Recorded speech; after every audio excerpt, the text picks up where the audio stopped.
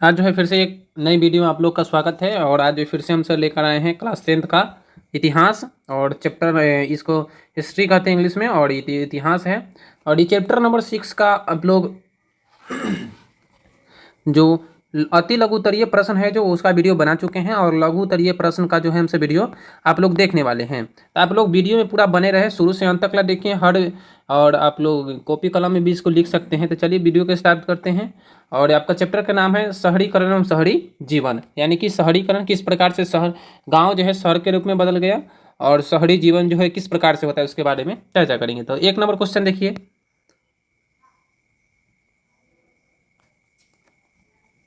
पहला क्वेश्चन कह रहा है, शहर किस प्रकार के प्रक्रियाओं का केंद्र होते हैं।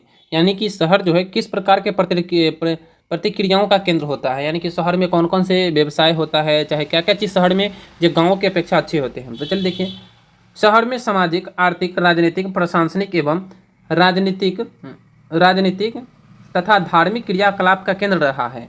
यानी कि शहरों में सामाजिकरण, आर्थिक, यानी कि कह सकते हैं शहर में ना ये तीनों सामाजिक, आर्थिक, राजनीतिक, प्रशासनिक और धार्मिक क्रियाकलाप का केंद्र रहा है। इस सब का केंद्र वहीं से शुरू हुआ है। रोजगार, शिक्षा, स्वास्थ्य, व्यापार, वाणिज्य, यातायात के केंद्र रहा है। ये सब जो है शहरों में अच्छा, रोजगार के अवसर शहरों में अच्छा होते हैं, शिक्षा अच्छा प्राप्त कर सकते हैं शहरों में, स्वास्थ्य की सुविधा अच्छी होती है, व्यापार वहाँ पे शहरों में आसानी से किया जा सकता है, वाणिज्य यानी कि वहाँ पे कृषि औद्योगिक फैक्ट्री लगता है, यातायात की सुविधा होती है यानी कि आने और जाने की सुविधा होता है। ये सब का केंद्र कहाँ रहा है, शहरों में रहा है। शहर में मुख्य रूप से उद्योग धंधा एवं स्वास्थ्य की अच्छी सुविधा होती है, और इस प्रकार के ही केंद्र शहर में रहा है। चलिए देखिए दूसरा, देखिए इसमें दूसरा कह रहा है, 18वीं शताब्दी के मध्य में लंदन की आबादी बढ़ने का क्या कारण था। यानी कि 18वीं शताब्दी में लंदन की जो आबादी बढ़ने का क्या कारण था। तो इस प्रकार से हम आंसर लिखेंगे। लंदन में 18वीं शताब्दी के मध्य में लंदन एक बड़ा नगर था। यानी कि 18वीं शताब्दी के मध्य में लंदन जो है ना एक बहुत बड़ा नगर था। 1750 ईस्वी तक इनकी आबादी 6 लाख से हो चुकी थी, और 1750 ईस्वी तक इनकी आबादी कितनी थी, 6 लाख के आसपास थी। राजधानी होने के कारण, यानी कि इंग्लैंड की राजधानी का था लंदन, तो राजधानी होने के कारण इनकी आबादी लगातार बढ़ रही थी। और अब यहाँ पे राजधानी जो था, इंग्लैंड की राजधानी लंदन जो था ना, इसके कारण क्या था, यहाँ जो लगातार मतलब लोगों की संख्या बढ़ रही थी। इंग्लैंड में 1980 में 80 आते आते आबादी बढ़कर 10 लाख हो गई, और 1750 से लेकर 1880 तक आते आते या 6 लाख से बढ़ के कितना हो गया, 10 लाख हो गया। लंदन में कारखाने नहीं थे, लेकिन लंदन में क्या था, वहाँ पे कारखाना नहीं था, परंतु वहाँ रोजगार के नए नए अवसर उपलब्ध थे। और देखिए, कारखाना नहीं था लेकिन रोजगार क्या था, रोजगार वहाँ पे, रोजगार के अवसर प्रतिदिन वहाँ पे खोले जा रहे थे इनके, इसलिए इंग्लैंड के विभिन्न भागों से लोग वहाँ जाकर बसने लगे। और इसलिए क्या करने, इंग्लैंड के विभिन्न भागों से लोग कहाँ जाकर बसने लगे, तो लंदन में जाकर बसने लगे, जिसके कारण क्या हुआ, वहाँ आबादी जो वहाँ पे बढ़ते चला गया। चलिए देखिए तीसरा क्वेश्चन को देखिए। तीसरा क्वेश्चन क्या कह रहा है, तीसरा क्वेश्चन कह रहा है, 19वीं शताब्दी के मध्य में मुंबई की आबादी में भारी वृद्धि हुई, क्यों हुई।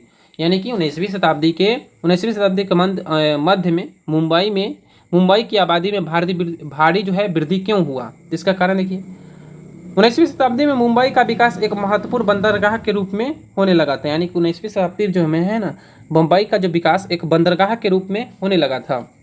बंदरगाह से मतलब शुरू हुआ था। अब बंदरगाह आप लोग किसे कहते हैं, तो जहाँ पे विदेशी सामान जो होता है, समुद्री रास्ते से आता है, जहाँ पे उतारा जाता है, वहाँ उसी को बंदरगाह बोला जाता है। जहाँ से अफीम और कपास का निर्यात किया जाता था, और बंदरगाह से कथी किया जाता, अफीम और कपास का निर्यात किया जाता था। व्यापार के विकास के साथ साथ वहाँ प्रशासन गतिविधियाँ भी बढ़ गई, और व्यापार के साथ साथ क्या हुआ, वहाँ पे प्रशासनिक गतिविधियाँ भी बढ़ गई। और भारत में ईस्ट इंडिया कंपनी का मुख्यालय भी बना, और भारत के जो है ईस्ट इंडिया कंपनी का मुख्यालय कहाँ बना, मुंबई। औद्योगिकरण का जब विकास हुआ तो मुंबई बड़े औद्योगिक केंद्र, और औद्योगिकरण का विकास हुआ तो मुंबई जो है बड़े औद्योगिक केंद्र के रूप में बदल गया। और जब वहाँ पे औद्योगिकरण का विकास हुआ तो मुंबई में जो बड़े औद्योगिक केंद्रों में बदल गया। तभी ईस्ट इंडिया कंपनी ने मुंबई प्रेसिडेंटी की राजधानी बनाई, और तभी जो है ईस्ट इंडिया कंपनी जो था पूरे से समस्त पर कब्जा किया हुआ था, वह मुंबई को ना इस राजधानी, प्रेसिडेंटी ऑफ राजधानी बना दी। जिससे मुंबई का तेजी से विकास हुआ और शहर फैलने लगा, और तेजी से विकास और शहर कति बोले फैलने लगा। व्यापारी, कारीगर, उद्योगपति, दुकानदार, श्रमिक बड़ी संख्या में आकर यहाँ पे बसने लगे, जिसके कारण क्या हुआ, यहाँ पे अत्यधिक वृद्धि देखने को मिला। चलिए देखिए तीसरा क्वेश्चन की ओर चलते हैं। पहले चौथा क्वेश्चन को देखिए।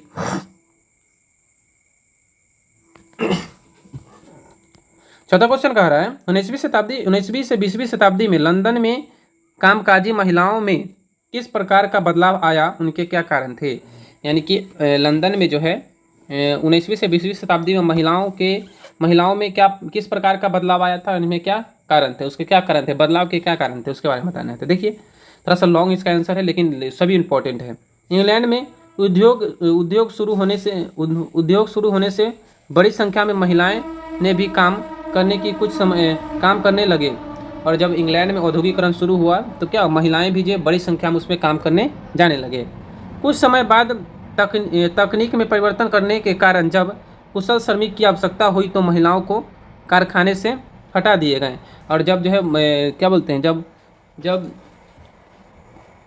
कुछ समय बाद जो है ना तकनीकी परिवर्तन यानी कि मशीनों के बदलाव की वजह से महिलाओं को क्या किया गया, महिलाओं को हटा दिया गया और पुरुष को भर्ती किया गया, हटा दिया गया। तभी महिलाएं ग्रामीण क्षेत्रों में आकर नौकर का काम करने लगी, और जो भी महिलाएं थी वह ग्रामीण क्षेत्रों में आकर कथी करने लगी, नौकर का काम करने लगी। अपने परिवार की आमदनी बढ़ाने के लिए, और देखिए महिला से क्या कर रही है, अपने परिवार की आमदनी बढ़ाने के लिए महिला अपने घर में ही रहकर कपड़े सिलना, देखिए, और महिला भी क्या कर रही है, अपने घर में ही रहकर कथी करे, उद्योग, तो कपड़ा सिलना, देखिए कपड़े सिलने, उन वस्त्र बनाने, देखिए कपड़ा सिलना, वस्त्र बनाने, धोने का काम करने लगी, और जो है ना क्या वस्त्र धोने का भी काम करने लगी। तभी प्रथम विश्व युद्ध के दौरान जब पुरुष बड़ी संख्या में युद्ध में शामिल होने लगे तब, और देखिए जब प्रथम विश्व युद्ध जब आया तो युद्ध में जो है क्या सारे पुरुष जो है ना युद्ध में भाग लेने लगे, जिसके वजह से क्या हो गया, पुरुष की संख्या कम गई, और पुरुष क्या हो गए, कामकाजी पुरुष जो थे वो सब तो युद्ध में चले गए, तब यहाँ पे पद खाली हो गया, तो देखिए महिला इसका फायदा उठाएगी, शामिल हो गए। तब युद्ध सामग्री बनाने के लिए महिलाओं को पुनः घरेलू काम छोड़कर विभिन्न, और देखिए तब जो है ना युद्ध सामग्री बनाने के लिए महिलाएं जो है तभी क्या घरेलू जो काम करे थे सबको छोड़कर पुनः घरेलू काम छोड़कर विभिन्न उद्योगों में काम करने लगी, और तब जो है विभिन्न उद्योगों में क्या करने लगी, काम करने लगी, और दफ्तरों में उन्हें रोजगार के अवसर मिलने लगे। इस प्रकार आर्थिक क्रियाकलाप में महिलाओं की महत्वपूर्ण भागीदारी रहे। इस प्रकार से मेरा आंसर पूरा होगा। चलिए अब 5वां नंबर क्वेश्चन को देखिए।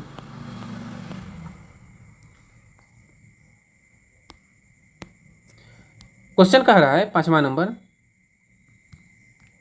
19वीं शताब्दी में धनी लंदन वासियों ने गरीबों के लिए मकान बनवाने की वकालत क्यों की। यानी कि 19वीं शताब्दी में वहाँ पे जो धनी मनी व्यक्ति थे लंदन वासी ने गरीबों के लिए मकान बनाने की वकालत क्यों की। तो इस प्रकार से आंसर लिखेंगे, लंदन में कारखाने में काम करने के लिए बड़ी संख्या में लोग लंदन आने लगे, परंतु उनके सामने आवास की समस्या थी। यानी कि लोग जो है ना लंदन की फैक्ट्रियों में काम करने लगे, बड़ी संख्या में लोग जो है दूर दराज से आने लगे, उनके पास क्या थी, आवास, यानी कि रहने की समस्या सबसे बड़ी थी। शहर में रहने के लिए घर उपलब्ध नहीं थे, यही बड़ी समस्या थी। तभी स्थानीय प्रशासन और परोपकार लोगों ने गरीबों को और श्रमिकों के लिए रैन बसेरा और अजनबी घर बनवाए। धनी देखिए तभी जो है क्या जो वहाँ के प्रशासनिक व्यवस्था और परोपकार लोग, जो बड़े लोग जो मजदूरों को सहायता करना चाहते थे, वो सब लोग क्या रैन बसेरा बनवाए और अजनबी घर बनवाया, नाम दिया गया था वहाँ पे अजनबी घर। घनी लंदन वासियों ने मजदूरों के लिए आवासीय घर बनवाने की वकालत की, और तभी जो है लंदन में जो धनी मनी व्यक्ति थे वह मजदूरों के रहने के लिए क्या थी, मतलब मजदूरों के रहने के लिए आवासीय घर बनाने की वकालत की। चलिए 6वां नंबर देखिए,